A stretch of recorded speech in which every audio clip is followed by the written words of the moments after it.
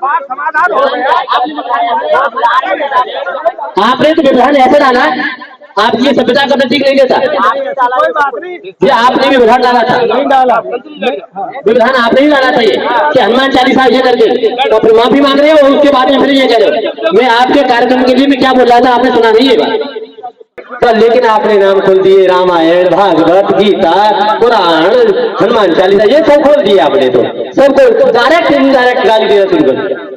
हमारा उद्देश्य किसी को ठेस पहुंचाना नहीं है, हमारे शब्द से किसी को ठेस पहुंची है तो मैं क्षमा प्रार्थी हूँ, बार बार क्षमा प्रार्थी हूँ। बाद मिलना पड़ा नहीं, आप समय की बात में नहीं, आपने जो दिया गया है, आप मनुस्मृति में दिया गया है। आपके पास में जब पर्चे आए थे, आप लोगों ने पर्चों को पढ़ा होगा, उसके बाद में वितरित किए गए। महाराज जी वो जरा वो उसका फोटो दिखाइएगा। हाँ, पर्चों को मैं फोटो दिखा सकता हूँ आपको। अभी पर्चे हैं और मेरा फोटो नहीं, आप लोगों ने दिए गए हैं, पर्चे बांटे हैं। संस्कार सागर बहुत बड़ा किसने बांटे हैं? वो पर्चे जो बांटे गए हैं वो किसने बांटे? या हनुमान चालीसा, या रामायण, या भागवत, या पुराण? और मैं इनसे जानना चाहूंगा कि आज किस मुद्दे पर यहाँ पर ये लोग एकत्रित हुए हैं? आए हुए गणमान्य अतिथि महोदय, मैं कोई आपकी यज्ञ में या वेद कथा में कोई विघ्न डालने के लिए नहीं आया हूं। मैं आपका बच्चा, मेरा नाम आचार्य भरत तिवारी, राज्य श्रवण परिषद से संगठन मंत्री हूं। केवल आपकी जो यज्ञ हो रही है इसमें 1 कुंटल नहीं 10 कुंटल सामग्री का आप चढ़ाइए, कोई बात नहीं, 10 नहीं 50 कुंटल चढ़ाइए, कोई हमको दुविधा नहीं, कोई आहत नहीं है। लेकिन आहत की जब बात आती है सामने के लिए, आपका मेरे पास में कंप्लेंट आया जिसमें लिखा हुआ है, महाराज जी जरा गौर से ध्यान से सुनना, जो पढ़े लिखे मनुष्य वेद छोड़कर अन्य ग्रंथ पुराण, रामचरितमानस, हनुमान चालीसा, आज भागवत, आज असत्य मिश्रित ग्रंथ पढ़ते हैं, वे परिवार सहित जीवन में ही सूत्र जैसे हो जाते हैं। आपने पुस्तक में दे दिया, मनुस्मृति में से ये दिया गया।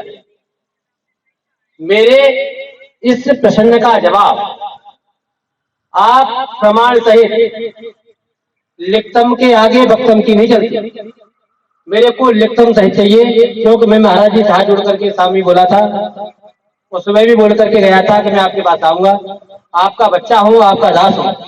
मैं आपसे केवल ये पूछने के लिए आया हूं, ये हनुमान चालीसा, रामायण, भागवत, पुराण, ये हर घर में रखे हुए हैं। या तो ये सभी लोग सूत्र हैं, आपने तो बना दिया सूत्र लिख दिया, और आपके इस जो आर्य समाज का जो प्रतिनिधि मंडल जो यहाँ पर बैठा है, इन्होंने तो बोल दिया कि हमारे यहाँ पर तो कोई जातिवाद नहीं मानते महाराज। लेकिन उसमें सूत्र शब्द जो दे दिया है, सेवक, सेवक, यहाँ सब सेवक हैं क्या? सेवक का कार्य तो बहुत हमारी जाति में इसमें दे दिया गया है। मैं राम कथा, रामायण, हनुमान चालीसा, भागवत के बारे में आप लोगों से पूछना चाहता हूं, वो भी प्रमाण सहित देने की कृपा करें। और नहीं तो आप मंच से जैसे आपने 1000 पर्चे के बांटे हैं, उस हिसाब से अपनी वाणी को, अपने बातों को, शब्दों को आप उसे वापस लेने की कृपा करें। क्योंकि यहाँ सभी आर्य पुत्र बैठे हुए हैं। हमारा ये देश आर्य समाज में है, आर्यावर्तिक देशांतर्गत, हम सभी आर्य हैं, भगवान राम के पुत्र हम हैं। आप भगवान निकट में भगवान कहता हूं, कोई बात नहीं, राम है। वो त्रेतायु में आए थे, द्वापर में आए थे, और मनुस्मृति आपको मालूम होगी कब उसका अध्ययन या लेखन हुआ था। मैं मनुस्मृति पर इस बात पर भी नहीं जाऊंगा कि मनुस्मृति को पहले तो दिखाइए, मनुस्मृति में ऐसा कोई लेख नहीं आया है। मैं देख करके आया हूं, पढ़ के आया, मैंने अध्ययन किया थोड़ा सा, आप उसका संक्षेप में ही आप दे दें, बहुत अच्छी बात है। समाधान हो गया। आपने तो विधान ऐसे डाला, आप ये सभ्यता का प्रतीक नहीं लेता? कोई बात नहीं। ये आपने भी विधान डाला था, नहीं डाला। विधान आपने ही डाला था ये कि हनुमान चालीसा ये करके तो फिर माफी मांग रहे हो, उसके बाद में फिर ये कह रहे हो। मैं आपके कार्यक्रम के लिए मैं क्या बोल रहा था आपने सुना नहीं है बात?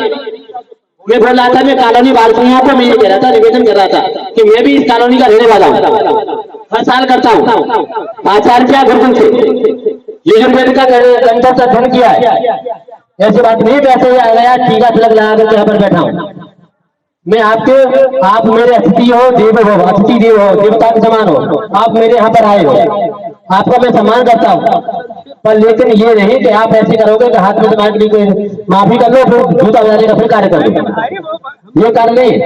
हमारे हनुमान बराबर में रहते हैं यहाँ पर, भैया हर आती है। मैं सभी कॉलोनी वासियों से निवेदन करना चाहता हूँ, आप यहाँ सुने। देखिए स्वामी जी का विषय नहीं था ये, जो अभी हमारे स्वामी जी खड़े हुए उन्होंने उसका जवाब दे दिया, क्योंकि हम बाहर से आए। आप यहाँ जो विद्वान बोलता है उसको सुने और उसके बाद देखेंगे कि हम आपके कंधे से कंधा मिलाकर चलने वाली व्यक्ति हैं। आप 4 दिन यहाँ रहे, आप सुनेंगे समझेंगे। और मैं आपसे निवेदन करता हूँ आप आए और आपके साथ जो भी है उनको भी लाएं। हाथ जोड़कर मेरा निवेदन है, आप आए। आप हमें अपने करीब पाएंगे, दूर नहीं पाएंगे। छोटी सी बात का संवाद आप प्रोग्राम करते हैं, आपको भी पता है। अब ये शास्त्रार्थ का विषय नहीं है, इसलिए हाथ जोड़कर क्षमा मांग ली और बस आपसे निवेदन। मैं आपको यज्ञ को ठेस पहुंचाने का मेरा कोई औचित्य नहीं था। आप 1 नहीं, 1 किलो नहीं, 10 कुंटल नहीं, 50 कुंटल यज्ञ में आहुति प्रदान करें। मैं भी सम्मिलित हूँगा, मैं भी वेद को मानने वाला हूँ। लेकिन आपका जो पर्चा गया था सभी के पास में, हजारों लोगों के बीच में पर्चा गया था, उससे सभी लोग आहत हुए, क्योंकि ये पढ़ी लिखी समाज है, सभी लोग रहते हैं। सूत्र कौन होता है ये भी जानते हैं सभी लोग, पर ज्यादा उनमें नहीं गए, ग्रंथों में नहीं घुसे। आप हम लोग को पहुंच गए, ग्रंथों में पहुंचने ज्यादा हो रहे हैं। हमारे जाति में भी हाँ वेद का मंत्र आता है, ब्राह्मणों से मुखमासीर बाहु राजन्य, यजुर्वेद का मंत्र है। ब्राह्मणों से मुखमासीर बाहु राजन्य कहता ऊरू तद से ऐसे बजा ये भी है। पर मैं आपसे बस यही कहूंगा महाराज जी, आपने विस्तार से चर्चा कर लीजिए। आपने केवल व्याख्याओं का अंतर है, आपको आपने अपनी वाणी को वापस ले लिया, अपने प्रश्नों को वापस ले लिया। बस मैं यही कहने के लिए आया था और कोई कुछ नहीं था। आपके लिए, आपके कार्यक्रम के लिए बहुत बहुत बधाई, बहुत बहुत शुभकामनाएं। और आप आज के बाद ऐसे किसी भी कार्यक्रम में ऐसा न करें जो दूसरे के, हम भी रहते हैं, भावुक करते हैं, कुछ करते हैं, अब भी किसी के ऊपर नाम लेकर के गाली नहीं लेते। अगर मैं आचार्य भरत तिवारी यहाँ पर किसी को नाम लेकर के दूं कि ये प्रधान जी यानी रविशंकर आर्य जी को ये ऐसे नाम लेकर बोलूंगा तो मेरे को मारने के लिए दौड़ेगा। आप कहने के जो वेद की रीति पर न चलने वाला है वो शूद्र होता है, वो आपकी ठीक यही है। तो लेकिन आपने नाम खोल दिए, रामायण, भागवत, गीता, पुराण, हनुमान चालीसा, ये सब खोल दिए आपने। तो सबको डायरेक्ट इनडायरेक्ट गाली देना शुरू कर दिया। महाराज जी यही निवेदन था और कुछ नहीं। आपकी बारी आपने वापस ली, आपके लिए बहुत बहुत धन्यवाद, बहुत बहुत साधुवाद, धन्यवाद। जय श्री राम। हमारा उद्देश्य किसी को ठेस पहुंचाना नहीं है, हमारे शब्द से किसी को ठेस पहुंची है तो मैं क्षमा प्रार्थी हूँ, बार बार क्षमा प्रार्थी हूँ। मैं बिल्कुल एक छोटा सा, मैं एक छोटी सी बात, एक छोटी सी बात कहना चाहूंगा महाराज जी। आपने जो बात कही कि ब्राह्मण, क्षत्रिय, वैश्य और शूद्र यह वेदों के अनुसार जन्म से नहीं है, मैं आपकी इस बात को 100% तो नहीं मानूंगा, क्योंकि आप एक बार शास्त्रों पर दृष्टि डालें तो ब्राह्मण भी 8 प्रकार के बताए गए हैं, जिनमें क्या ब्राह्मणी स्त्री हो और ब्राह्मण पुरुष हो, उनके द्वारा जो संतान हो रही है क्या वो ब्राह्मण नहीं होगी? नहीं होगा है? बिल्कुल 100% ब्राह्मण होगी महाराज जी। नहीं, क्षत्रियों के यहाँ जो संतान हो रही है आप क्षत्रिय नहीं होगी। संक्षेप में कह दें, मैं वहां जाऊंगा बीच में। जी, मैं संक्षेप में कह रहा हूँ। चातुर्वर्ण्यम मया सृष्टम गुरुकर्म विभागशः, गीता भगवान श्री कृष्ण के द्वारा श्लोक किया गया है। भगवान श्री कृष्ण का श्लोक है गीता का, चातुर्वर्ण्यम मया सृष्टम गुण कर्म विभागशः, 4 वर्णों को मैंने उत्पन्न किया है और उनको फिर गुण और कर्म उन्हें मैंने समर्पित किए हैं, न कि गुण और कर्मों के अनुसार उन्हें ब्राह्मण बना दिया गया है। कोई व्यक्ति जिसके यहाँ वंशानुगत नाली सफाई का कार्य होता आ रहा हो और उनके फिर किसी आगे वंश में परंपरा कोई ऐसा विद्वान आ जाए और वो वेद पढ़ जाए, तो इसका मतलब ये नहीं कि वो यज्ञ का अधिकारी बन जाएगा। वो किसी ब्राह्मण के घर आकर के यज्ञ करना प्रारंभ कर देगा। योग्य बन जाना, विद्वान बन जाना हर किसी का धर्म है। हर कोई विद्वान बन सकता है, हर कोई हर कोई विद्वान बन सकता है, हर कोई हो सकता है, लेकिन कर्म उसका क्या है, उसकी क्या व्यवस्थाएं हैं, यह तो उसके अपने नियत जो धर्म है उसके अनुसार ही उसे व्यवस्थित की जाएंगी ना, अन्यथा नहीं ना। आप बैठ जाए संक्षेप और आगे से कभी पर्चा पढ़ो जब काम करो। ये सही। आप लोगों ने जो ये बोला कि रामचरितमानस और अन्य जो ग्रंथ चालीसा, हनुमान चालीसा,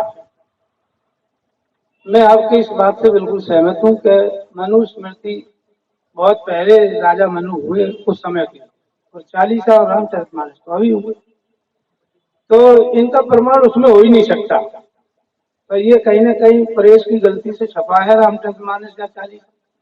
जहाँ तक वेद की बात है तो उसको तो गोस्वामी तुलसीदास महाराज भी लिखते थे, रामचरितमानस में ही लिखते हैं कि चले हैं कुपंथ वेद मत छाड़े, चले हैं कुपंथ वेद मत छाड़े, कपट कलेवर कलमल भाड़े।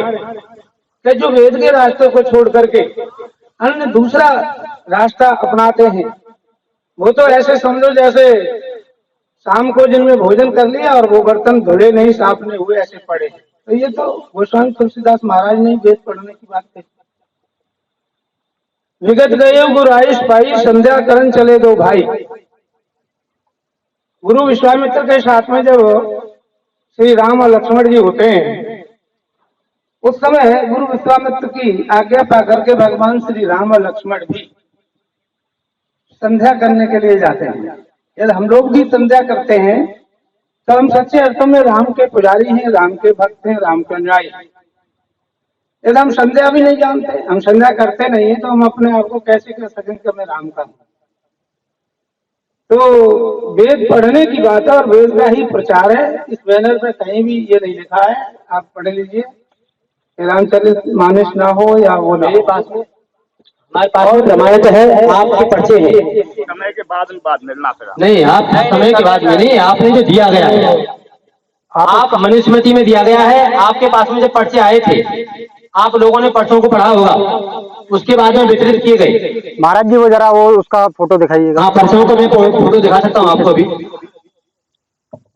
पर्चे हैं।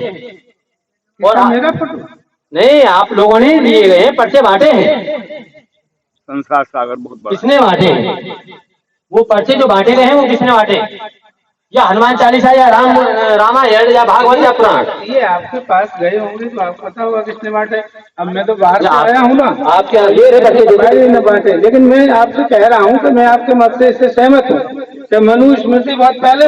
महाराज जी, आपसे मेरे को कोई, मैं आपका बच्चा समान हूँ, लेकिन आपके पर्चे आपके बटे हुए, तो आप वहीं से माया कर देते। वीडियोस देखने के लिए सब्सक्राइब करें HBN न्यूज, बेल आइकन दबाकर लेटेस्ट नोटिफिकेशन पाएं।